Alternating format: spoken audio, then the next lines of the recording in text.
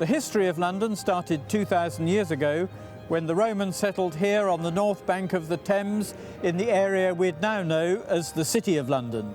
And they chose this site because the river was narrow enough to build a bridge across to the south bank and connect with the roads to Chichester, to Dover and to Canterbury. They protected the city with walls that stretched from the Fleet River in the west to Tower Hill in the east, and it remained the centre of administration for the Romans until they departed at the beginning of the 5th century.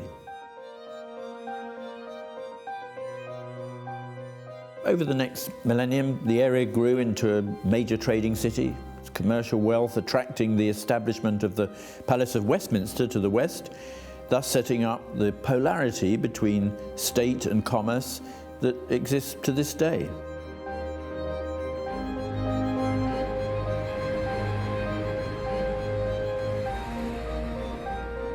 The medieval City of London was contained within the ancient Roman walls. It was densely packed with narrow streets and timber houses. The disastrous Great Fire in 1666 destroyed some 80% of the city.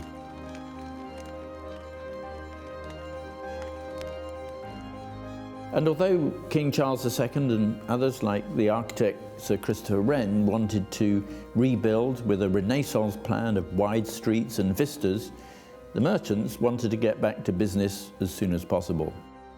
So the city was rebuilt on the old plan. The fire also led to the setting up of the London Building Act, which decreed that all new housing should be built of brick and to a standard design, which formed the basis of London streets for the next 200 years. Georgian London spread westwards as developers and estates built planned streets and squares in places like St James and Mayfair. In the 19th century, London's population grew to 4 million people. The greatest city in the world and the centre of the British Empire. It was a city of fine public buildings, grand houses, as well as horrific slums, where existing suburban settlements grew until they formed a large and untidy metropolis.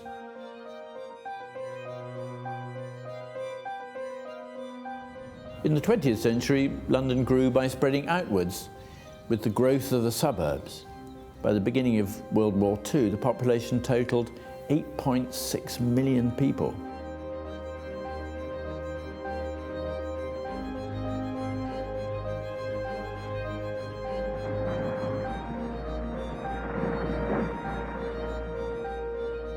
The Abercrombie plan for post-war Blitz-damaged London entailed decanting citizens to new towns in the home counties. Thus the population fell and continued to do so until 1988, when the capital began to grow as a global financial centre and there was an increase in immigration.